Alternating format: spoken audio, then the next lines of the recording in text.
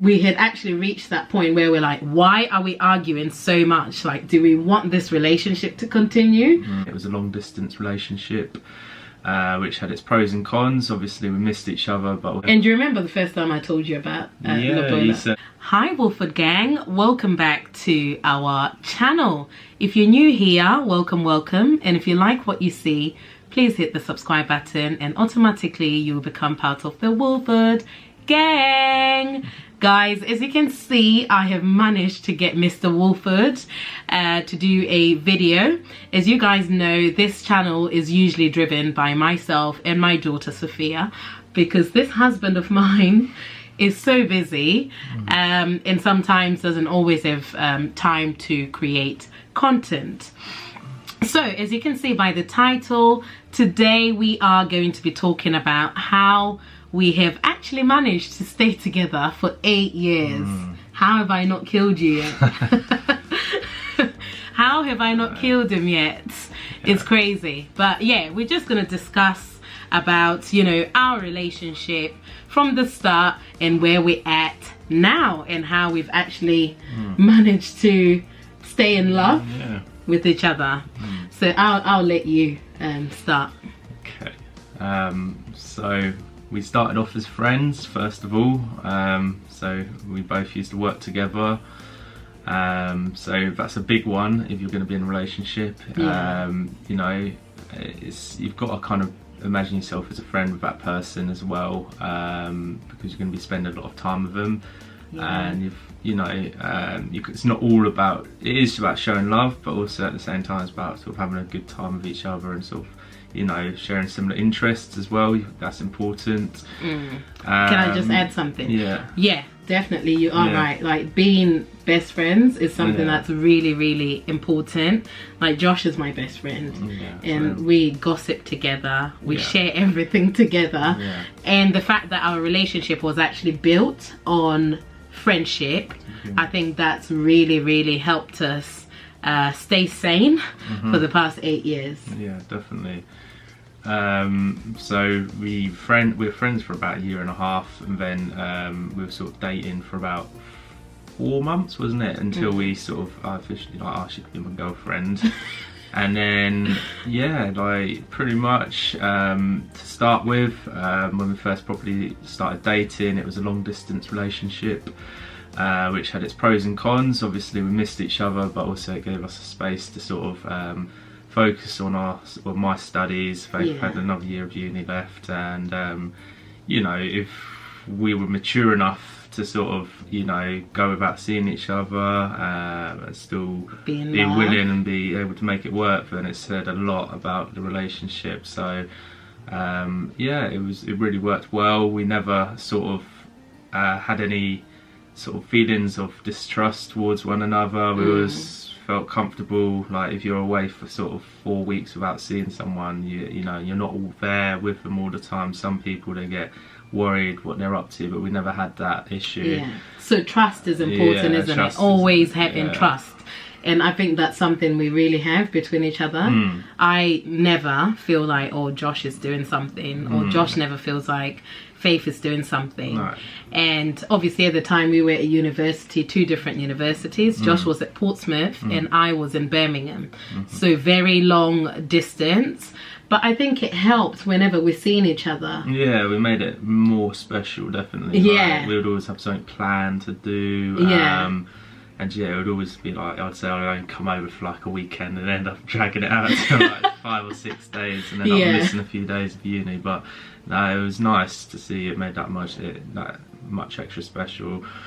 But yeah, no, we've always been open with each other about our feelings. You know, Faith's very good in the sense as, like, you know, she'll speak her mind. She won't sort of like leave me guessing, because you know, I'm not the fastest person at picking up sort of what's the word, like signals and stuff. So sometimes I just need it like told to me straight, which is really good. So communication skills we've always had, we've always been really good. Used to text each other. So I'm still talking about our early stage relationship. And we used to Skype. Well, yeah, we used to use Skype, guys. I think WhatsApp was there, but it wasn't that popular. It was Skype, so we'd always go on Skype and Skype in each other.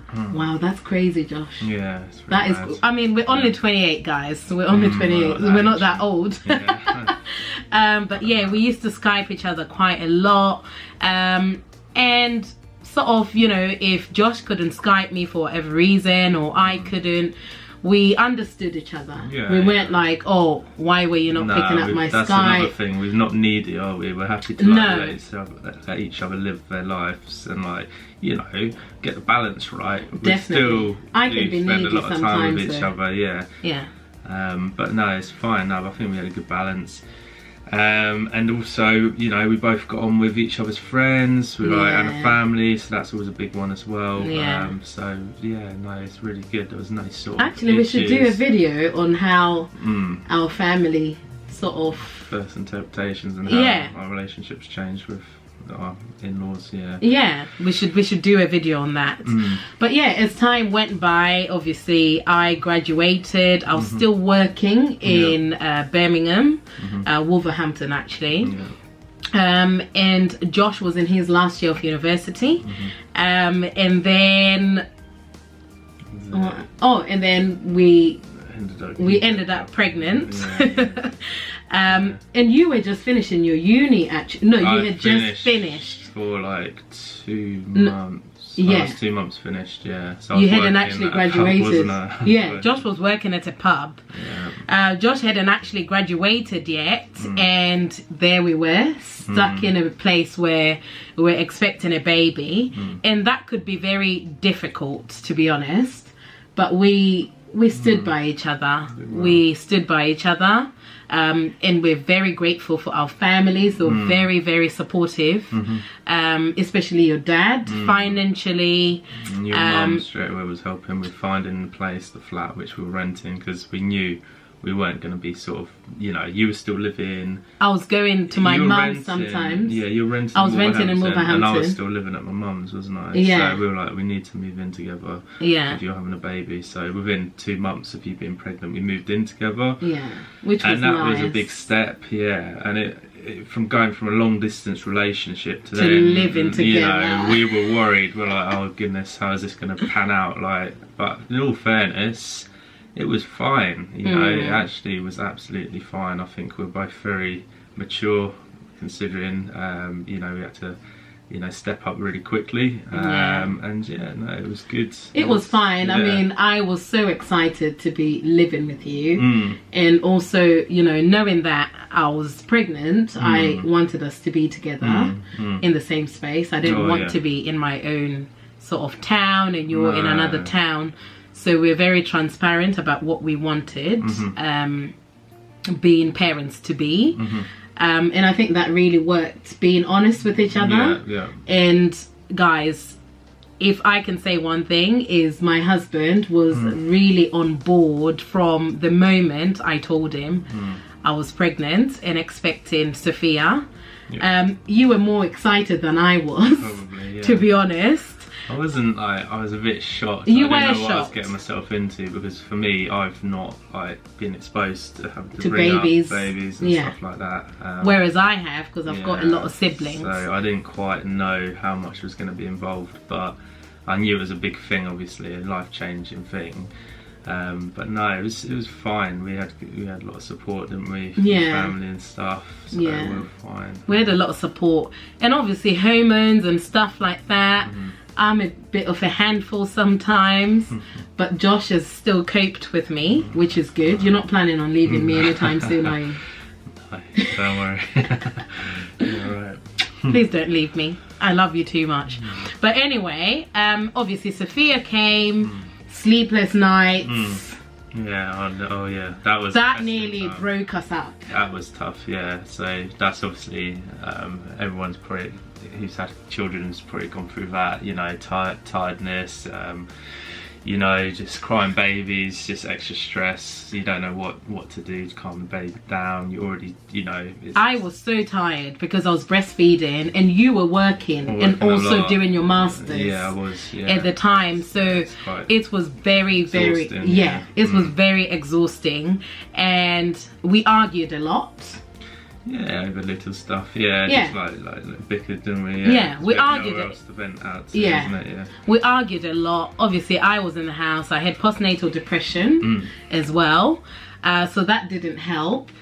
But through all of that, we made it work. I remember actually having a sit-down conversation about. We had actually reached that point where we're like, why are we arguing so much? Like, do we want this relationship to continue?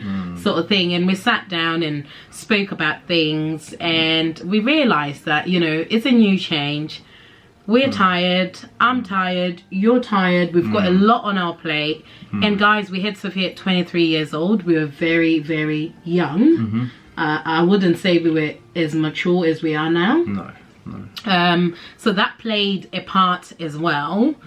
And then obviously worked things out, still together. And then we had our lobola, which is a Zimbabwean traditional wedding.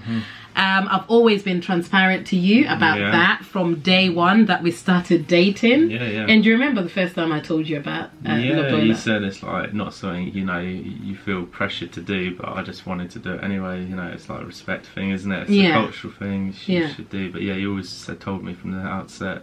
And that's one thing I love about you, Josh. You're very you're open-minded, and you really accept other people's culture. Oh yeah, definitely. You really understand people's culture, and I really, really love that. Because even like weddings, like no one really, well, my mum and dad were never married, and it was never such a big thing for me. But you know, I'll do it because I know it means a lot to other people, and at the end of the day as well, it's a nice thing to do. It means a lot to me as well, and us, and I know it means a lot to you especially. And yeah, it was a wonderful day. I was really happy we did it. And you also engaged on that day. Because I've always said to Josh, I really want you to propose in front of my friends and family, and he took that opportunity to propose, which was really, really nice. Anyway, fast forward from wedding, we've spent time together. We go on walks together. We understand each other's love language. And I'm not saying our relationship is perfect, but we make things work. We've gone on holidays with our daughter. Just little compliments to each other, appreciating each other, and also enjoying each other's company. Yeah, definitely. That's very, very important. And then obviously we got married during the pandemic.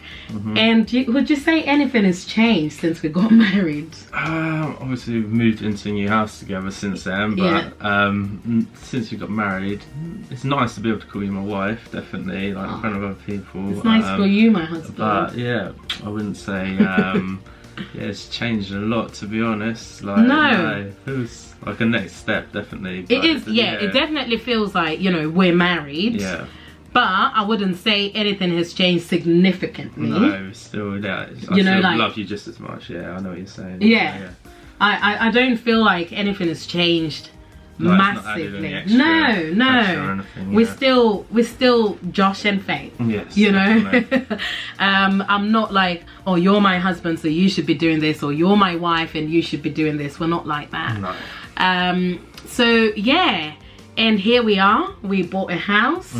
We moved to a different town. It's been a year we've been living there now, isn't it? Yeah. In about a month's time, And we have our baby, our beautiful daughter, Sophia. And Josh would love to have more kids. Yes, so would you. And I think now I'm sort of warming up to the idea. But I'm still in a limbo. You're still going to have to really convince me to go for it. I don't know what you're going to have to do to convince me. Buy me a Lamborghini or a Range Rover or something. I'm joking. But yeah, here we are. Relationship still working well, still happy, and we're just going to leave you with a few tips on how you can, you know, keep your relationship going. I think honesty, we've always been really honest with each other. We haven't lost ourselves. Josh is still the same Josh. The same Josh that I've known from day one. He's obviously matured a lot because we got together at the age of 19. That's when we started dating. And you're still very loving and caring, so not much has changed about you. So being authentic and staying true to who you are is very, very important. Complimenting each other and supporting each other's dreams. I think that's really something that me and you have. Same similar goals and stuff, don't we? And we, as you say, support each other with doing those things. Like whenever you've got extra stress or interviews and whatever, like, you know, I'll do the extra bits to help out. And or even university. And the same. You cut down your hours to look after Sophia whilst I was doing my masters. Right now you're doing your masters. I'm doing a lot more with her. So just appreciation. Just appreciating each other and supporting each other's goals. So guys, we're probably gonna end this video here. Oh, actually, before we end the video, you can leave people with some tips as well. Okay, just, you know, make time for each other. Make sure, you know, you get the balance right, seeing, you know, working, doing whatever else you might be doing, other commitments, seeing friends, and you know, making time feel like, you know, not just your family, but sometimes like time to just you and your partner. So that's something which we were neglecting at one point, which, you know, since we've improved, we set, like, what was it, a date night or something, like on a particular day of the week, and make sure Sophia's in bed by a certain time, and that's really nice to have that time, because often when you're sort of busy all the time, you forget like how nice it is when you actually are spending time with each other. True. So that's, I love cuddling on the sofa. Yeah, just little and things watching like that. a movie. And you can easily forget how nice that is sometimes, isn't it? Yeah. I enjoy that, and I look forward to it. I'm like, Josh, put Sophia to bed, put her to bed, because I just want you to myself. That's right. What else is there? Just like spontaneous, like nice things. Sometimes you don't always have to sort of wait to a special occasion. Like sometimes just, you know, agree a time you're both going to have off, and you know, plan something like a date, or not even necessarily a date, but just like going out and going for a walk or anything. You know, something nice to do. Just and create loving nice each other. memories. Just showing affection to each other. It's important. What else is there which I could say? I think that's it, really. If we think of anything else, we'll probably compliment each other often. You know, don't always criticise each other. And another big one is sort of don't argue over silly things. Really, like sometimes, you know, they might do something little which it might wind you up, but you just think, is it worth sort of not ruining their day, but just sort of like, you know, starting an argument and then just creating that sort of energy, which, you know, then sets the tone for you guys.